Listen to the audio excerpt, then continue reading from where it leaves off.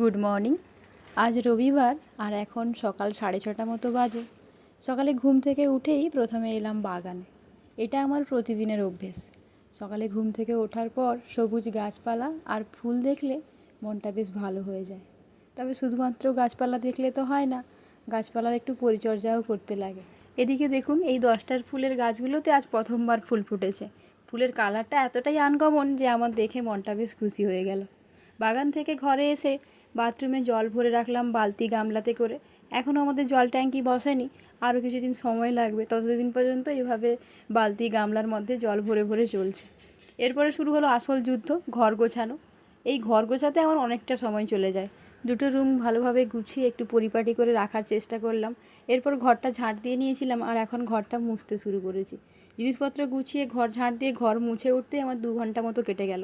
আর এখন আমি চলে এসেছি পুজো করতে।